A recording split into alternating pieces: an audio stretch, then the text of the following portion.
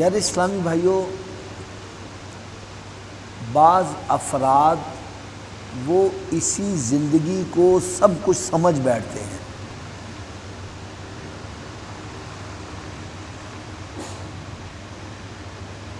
ایک بڑا مشہور سا وہ محاورہ سا بولتے ہیں، اے جہاں مٹھا اگلا جہان کس نے ڈٹھا۔ وہ کہتے ہیں کہ بس یہی دنیا ہے، آخرت کس نے دیکھی ہے، لہٰذا اسی دنیا میں جو کچھ ہوتا ہے بس کر گزرو۔ اس کی وجہ کیا بنتی ہے؟ جب وہ اس دنیا کو ہی سب کچھ سمجھ بیٹھتے ہیں تو اس دنیا کی رنگینیوں میں گم ہو جاتے ہیں، اور اس دنیا کی بہتری کی خاطر وہ جائز ناجائز حلال حرام کی تمیز چھوڑ کر کہتے ہیں بس یہ دنیا بہتر ہو جائے، دنیا بہتر ہو جائے۔ وہ آخرت کی فکر نہیں کرتے، آخرت کے بارے میں یقین نہیں رکھتے، جس کی وجہ سے وہ اس دنیا کو ہی اپنا سب کچھ سمجھ بیٹھتے ہیں۔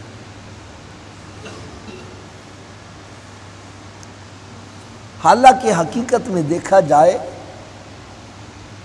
یہ دنیا دارالعمل ہے، اور مرنے کے بعد جو زندگی شروع ہونی ہے وہ دارالجزا ہے۔ اس دنیا میں ہم جو بھی کچھ عمل کریں گے، اچھا کریں گے یا برا کریں گے، مرنے کے بعد اس کی جزا اور سزا ہے۔ نیک اعمال کریں گے تو اس کی اچھی جزا ہے، اور اگر غلط کام کریں گے تو اس کی سزا ہے۔ آج میں اس سلسلے میں ایک بڑی پیاری سی حکایت عرض کروں گا۔ میں سمجھتا ہوں کہ اگر کوئی توجہ سے سن لے تو ہو سکتا ہے اس کی زندگی میں مدنی انقلاب آ جائے۔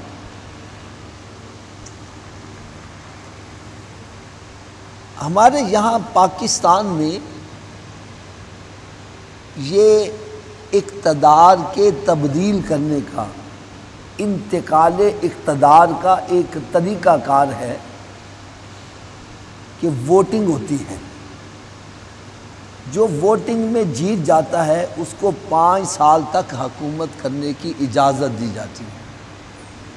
5 سال جب گزر جاتے ہیں پھر دوبارہ ووٹنگ ہوتی ہے۔ اگر وہی پارٹی کامیاب ہو جائے تو دوبارہ حکومت وہی کرے، وگرنہ جو اس کی مخالف پارٹی ہے وہ کامیاب ہو جائے تو پھر اس کو حکومت کرنے کا موقع دیا جاتا ہے۔ یہ ہمارے ہاں انتقال اقتدار یعنی اقتدار منتقل کرنے کا ایک طریقہ کار ہے، ایک قانون بنا ہوا ہے۔ لیکن ایک ملک ایسا تھا اس کا کچھ دستور علیحدہ ہی تھا۔ اس کا دستور کیا تھا؟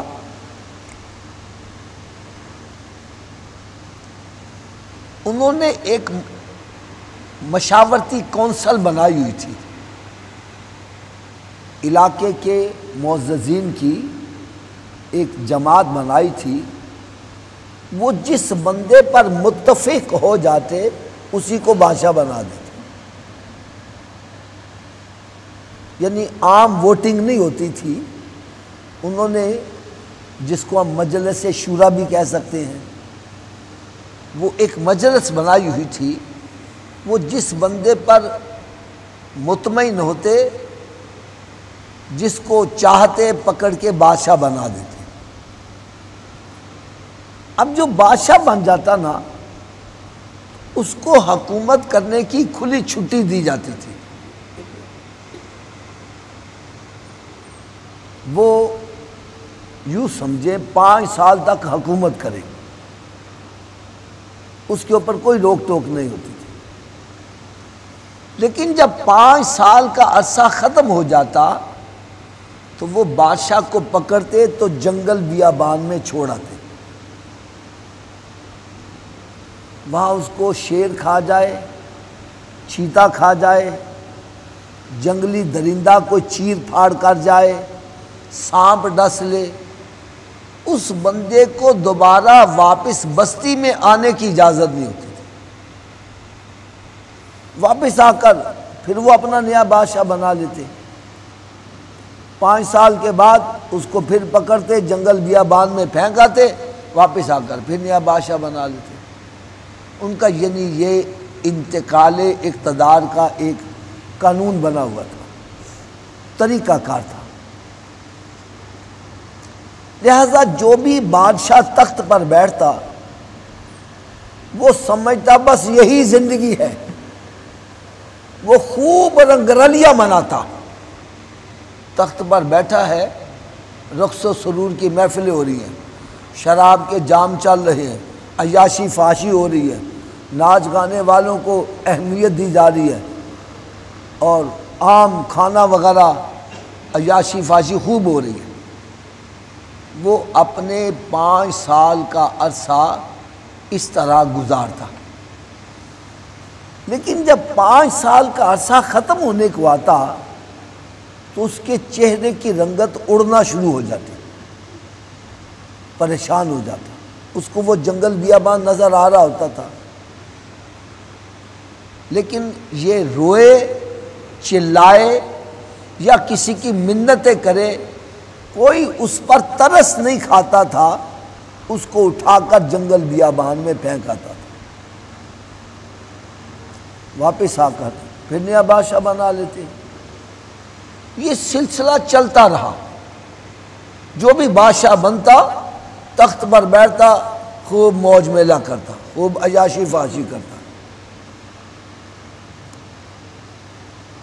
لیکن ایک دن ایک بادشاہ ایسا بھی تخت پر بیٹھ گیا، جیسے وہ تخت پر بیٹھا اس نے عیاشی فحاشی نہیں کی، اس نے رقص و سرور کی محفلیں نہیں منعقد کی، اس نے شراب کے جام وہ گردش میں نہیں لایا، بلکہ اس نے کیا کیا، 5 سال کے بعد اس کو جس جنگل بیابان میں انہوں نے چھوڑ کر آنا تھا، اس نے وہاں ایک عالی شان شہر آباد کرنا شروع کر دیا۔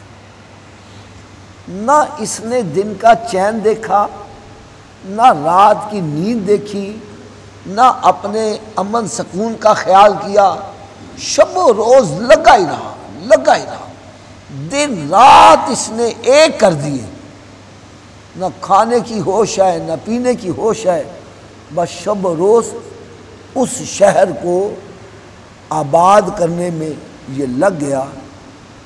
5 سال کے عرصے کے بعد اس نے اس شہر سے بہترین شہر وہاں آباد کر دیا۔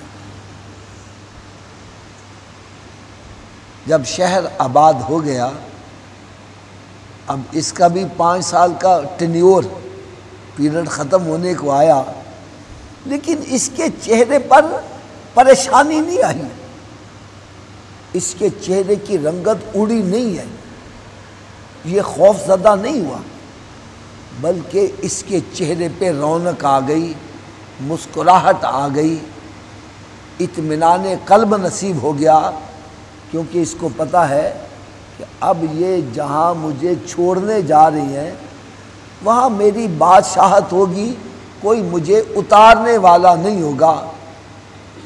یہ پرسکون ہو گیا۔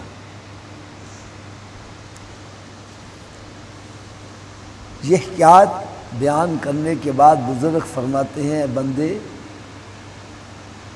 تجھے بھی رب تعالیٰ نے کچھ عرصے کے لیے اس دنیا میں بھیجا ہے، اگر تو نے اس دنیا کی رنگ رلیوں میں پڑھ کر اپنی زندگی، اپنا وقت عیاشی فحاشی میں، گانے باجے، فلمیں ڈرامے، تاش شطرنج، اڈی کھڈا، 12 ٹینی، یہ لڈو، یہ گیم کھیلنے میں اپنا وقت ضائع کر لیا، تو جب تیری زندگی کے سانس پورے ہو جائے گی، تجھے موت آ جائے گی، تیرے گھر والے تیرے اوپر ترس نہیں کھائیں گے، وہ تجھے اٹھا کر اندھیری قبر میں منو مٹی کے نیچے دفن کر کے واپس پلٹ آئیں گے۔ اب قبر میں تیرے اوپر سانپ بچھو مسلط کر دیے جائیں، قبر میں آگ بھڑکا دی جائے، قبر تجھے دبائے، تجھے دوبارہ بستی میں آنے کی اجازت نہیں ہوگی۔ اور اگر تو نے اپنی یہ زندگی کے لمحات اپنی قبر و حشر کی بہتری میں لگا دیے، نہ دن کا چین دیکھ رہا ہے نہ رات کی نیند دیکھ رہا ہے، شب و روز اسی میں لگا ہے، میری آخرت بہتر ہو جائے، میری آخرت بہتر ہو جائے، وہ دنیا میں اپنا وقت ضائع نہیں کرتا، ایک ایک لمحے کو قیمتی جانتا ہے۔ فرمایا جب ایسے بندے کو موت آتی ہے جو دنیا کے اندر پھونک پھونک کے قدم رکھ رہا ہے، وہ سوچتا ہے کہیں میرا ایسا عمل میری آخرت کو برباد نہ کر دے، وہ بڑا خوف زدہ ہو کر سمجھ سمجھ کے قدم اٹھاتا ہے، سنبھل کے قدم اٹھاتا ہے۔ فرمایا جب ایسے بندے کو موت آتی ہے، اس کے چہرے کی رنگت اڑتی نہیں ہے، چہرہ مسکراتا نظر آتا ہے، چہرے پہ نور نظر آتا ہے، اس لیے کہ اس کو پتہ ہے کہ اب یہ جہاں مجھے چھوڑنے جا رہے ہیں وہ قبر تو جنت کے باغوں میں باغ بنی ہوگی، قبر میں مجھے سونے آقا صلی اللہ علیہ وسلم کا دیدار نصیب ہوگا، اور آخرت میں مجھے جنت میں سرکار صلی اللہ علیہ وسلم کا پڑوس ملے گا۔ لہٰذا آپ نے کئی ایسے بندے دیکھے ہوں گے، کئی ایسے بندے دیکھے ہوں گے، جب ان کا انتقال ہوتا ہے تو دیکھنے والے کہتے ہیں یار یہ مرا ہوا نہیں لگتا، یہ تو سویا ہوا لگتا ہے، یار اس کا چہرہ کھلا ہوا لگتا ہے، یہ چہرہ مسکراتا نظر آ رہا ہے، یار مجھے تو یہی سے لگتا ہے جیسے ابھی اٹھ کر بیٹھ جائے، ابھی اٹھ کر بیٹھ، یار یہ مرا ہوا نہیں لگتا۔ اور کچھ ایسے بھی بندے ہوتے ہیں مرنے کے بعد جب ان کا چہرہ دیکھا جاتا ہے تو دیکھنے والے خوفزدہ ہو جاتے ہیں، چہرے کی ہوائیاں اڑی ہوتی ہیں، پریشانی کے اثرات نمودار ہو رہے ہوتے ہیں۔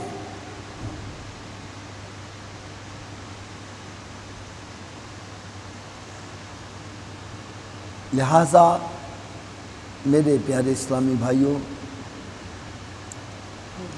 کل نفس ذائقۃ الموت کے تحت ہر ایک کو موت کا ذائقہ چکھنا ہے۔ یاد رکھو اگر صرف یہی سمجھا جائے یہی دنیا سب کچھ ہے، اس دنیا میں اگر ایک بندہ ایک بندے کو قتل کرتا ہے، ایک بندے کے قتل کے بدلے میں اس کو قتل کر دیا جائے، یہ انصاف ہے، لیکن اگر ایک بندہ 100 بندے قتل کر دیتا ہے تو اس کی سزا اس کو کیسے دی جا سکتی ہے؟ 100 دفعہ اس کو تو سزائے موت ہو نہیں سکتی۔ اس لیے اس دنیا میں انصاف نہیں ہے، آخرت میں اللہ تعالیٰ نے انصاف کا دن رکھا ہے۔ قرآن مجید میں رب تعالیٰ نے ارشاد فرمایا فَمَن يَعْمَلْ مِثْقَالَ ذَرَّةٍ خَيْرًا يَرَهُ وَمَن يَعْمَلْ مِثْقَالَ ذَرَّةٍ شَرًّا يَرَهُ۔ قیامت کے روز جس نے ذرہ برابر نیکی کی ہوگی وہ بھی وہاں پالے گا، اور جس نے ذرہ برابر برائی کی ہوگی اس کو بھی پالے گا۔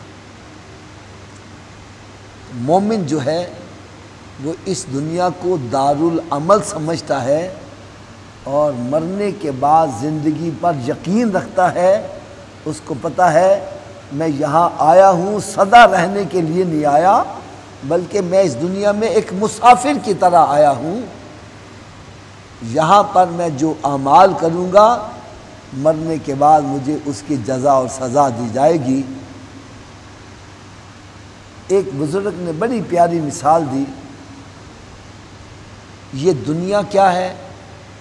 ایک مسافر خانہ ہے۔ یہ دنیا کیا ہے؟ یوں سمجھو جیسے ایک بندے نے کراچی جانا ہے، لاہور اسٹیشن پر جاتا ہے، گاڑی کے آنے میں بھی کچھ وقت باقی ہے، وہ ویٹنگ روم میں چلا جاتا ہے۔ اب ویٹنگ روم میں جا کر وہ انتظار کرتا ہے، اس کی توجہ گاڑی کی طرف ہی رہتی ہے، وہ ویٹنگ روم کی چیزوں سے محبت نہیں کرتا، پیار نہیں کرتا۔ جیسے ہی گاڑی آتی ہے وہ ویٹنگ روم کو چھوڑ کر چلا جاتا ہے، اس کو ویٹنگ روم کے چھوڑنے کا دکھ نہیں ہوتا، گاڑی میں سوار ہوتا ہے، چلا جاتا ہے۔ مومن اس دنیا کو ویٹنگ روم سمجھتا ہے۔ ہم سب ویٹنگ روم میں ہیں اور موت کی گاڑی کا انتظار کر رہے ہیں۔ جیسے ہی موت کی گاڑی آئے گی باری باری سوار ہو کر چلتے چلے جائیں گے، یہاں پر سدا رہنے کے لیے کوئی نہیں آیا، لہذا مومن اس دنیا سے دل نہیں لگاتا، محبت نہیں کرتا، پیار نہیں کرتا۔ جیسے ایک مسافر اپنے سفر کے لیے ضروری سامان کا بندوبست کرتا ہے، بس سفر ختم کیا تو آگے چلتا بنا، اسی طرح مومن بھی اس دنیا میں اپنے آپ کو ایک مسافر کی حیثیت سے سمجھتا ہے۔ اپنا مختصر سا سامان کیا، اس سامان سے وہ پیار نہیں کرتا، اور جب موت آتی ہے اس کو اس دنیا سے پیار نہیں ہوتا، تو دنیا کے چھوٹ جانے کا اس کو غم بھی نہیں ہوتا۔ یہ نزع کی تکلیف کیا تکلیف ہے؟ ایک بندہ اس دنیا سے جاتا ہے، اس کا چہرہ مسکرا رہا ہے، ایک بندہ جاتا ہے اس کے چہرے کی ہوائیاں اڑی ہیں، دونوں میں اتنا فرق کیوں ہے؟ تو بھائی اس کا جواب یہ ہے، جو دنیا سے بہت زیادہ پیار کرتا ہے، دنیا کے مال سے بہت زیادہ پیار کرتا ہے، جب اس کو موت آنے لگتی ہے تو یہ کہتا ہے اوئے میرا مکان یہ چھٹ جائے گا، میری دولت پر کوئی اور قبضہ کر لے گا، جس کو میں نے گن گن کے رکھا، جس کو میں نے اتنا پیار کیا، یہ مجھ سے جدا ہو رہی ہے۔ بس جتنی پیار دنیا سے کیا، اس کے چھن جانے کا اتنا ہی زیادہ غم ہوتا ہے، اتنی پریشانی ہوتی ہے۔ یہی نزع کی تکلیف ہے۔ اور جو دنیا کے مال سے پیار نہیں کرتا، دل نہیں لگاتا، وہ سمجھتا ہے یہ عارضی ہے۔ تو اس کو جب موت آتی ہے تو اس کو دولت کے چھن جانے کا، دنیا کے مال کے چھن جانے کا دکھ نہیں ہوتا، پریشانی نہیں ہوتی، لہٰذا اس کو نزع کی تکلیف بھی نہیں ہوتی۔ جیسے میرے آقا صلی اللہ علیہ وسلم نے ارشاد فرمایا، مومن کی روح اس طرح نکالی جاتی ہے جیسے مکھن میں سے بال نکال لیا جاتا ہے، اس کو پتہ ہی نہیں چلتا۔ تو لہٰذا میرے پیارے اسلامی بھائیوں، ہمیں بھی اس دنیا کی رنگینیوں میں پھنسنے کی بجائے اپنی آخرت کی طرف توجہ کرنی چاہیے۔ دنیا کی جتنی مرضی دولت اکٹھی کر لو، مر گئے تو یہ ساتھ نہیں جائے گی، اور آخرت کی زندگی یہ اصل زندگی ہے، وہ نہ ختم ہونے والی زندگی ہے۔ بہت ہی عقل مند انسان وہ ہے جو اس دنیا کی آسائشوں کو ترک کر کے اپنی آخرت کی بہتری کی فکر میں لگا رہتا ہے، اور بہت ہی بے وقوف بندہ وہ ہے جو یہ چند روزہ زندگی کو سدھارنے کے لیے اپنی آخرت کو برباد کرتا ہے۔ اللہ تعالی ہم سب کو سمجھنے کی اور عمل کرنے کی توفیق عطا فرمائے۔